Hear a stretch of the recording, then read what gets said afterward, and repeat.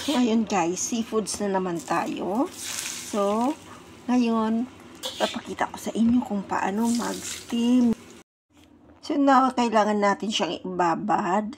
And then, after natin ibabad yan sa almost 30 minutes, yan, atin na siyang linisin. So, gagamitan na natin guys ng scissor. Tanggalin natin yung mga itim-itim at ang dumidikit na mga sand dyan sa scallop. Yung intestine niya, dapat malinis yan. Tanggalin natin using running water. Yung dumidikit na mga sand ba yung tinatawag sa amin balas. Iwan ko ba, basta sand sa English. Ayan. So, gupitin na natin yan. Yung mga itim-itim para pumuti, guys. So, ayan. Kailangan natin yan masusing linis. So, using running water. So, ganyan lang guys. Busisiin natin siya ng maigi hanggang matanggal yung ating mga itim-itim dyan na dumidikit sa scallop.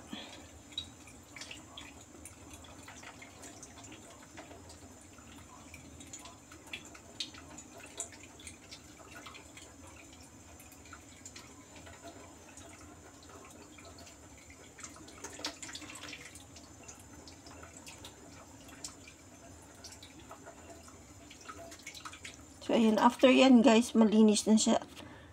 Ilagay lang natin siya sa kanyang shell. Ayan. So, ayan. Ilagay lang natin sa malinis na plate. And then, ulitin natin muli. So, ayan siya, guys. The same procedure pa rin, guys, ha. So, ayan. Tanggalan na natin yung maitim. Ayan. So, gamitan na natin again ng scissors. Ayan. Ano lang natin ng running water. So, ayan. Kis-kis lang tayong maigi. Kailangan talaga busisiin natin lahat. Tanggalin yung marumi-rumi dyan.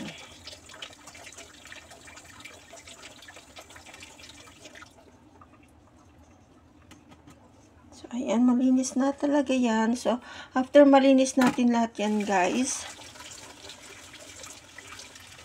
So, kailangan natin ng malinis na shell. Ayan, yung alukaban niya ba. So, ayan, ilagay na natin dyan. After dyan, malinis na natin lahat. So, ayan.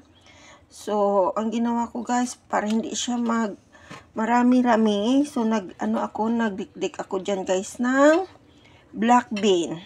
So, kailangan guys, yung black bean natin is, nababad siya natin. And then, mag-mince tayo ng garlic. So, ayan. Paghaluin na natin. And then, after that, lagay lang tayo ng salt. And then, pepper. So, ayan. I-mix na natin. And then, ibudbud lang natin sa itaas ng sun and moon scallop. So, ayan. After natin yan, guys, lalagyan lahat ng black bean and garlic. So, lagyan natin siya guys ng ginger. So, ayan. Maghiwa-hiwa lang tayo ng strip ginger. So, ayan. Ayan, nalagyan na natin lahat.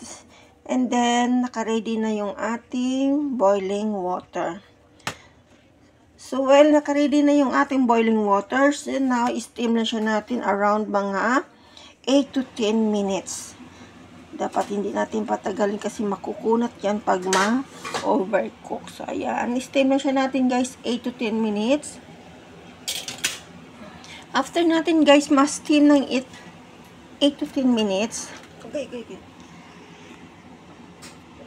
So, ayan na siya. It's already done. So, and then garnish lang tayo ng spring onion. And then, ayan bandawi guys, itapon muna natin yung excess water niya. And then, lagyan natin ng soy sauce and then spring onion. So, after paglagay natin, lagyan natin ng konting sesame oil. So, after paglagay natin, mag-ready na din tayo guys ng ating pinainit-init talaga na oil.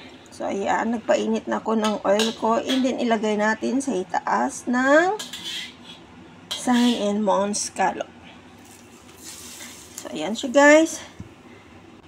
Ready to serve na yan. Kasi maganda talaga, pinainit talaga na oil ang ilagay. So, ayan lang guys. Thank you for watching and see you for my next video. Bye-bye!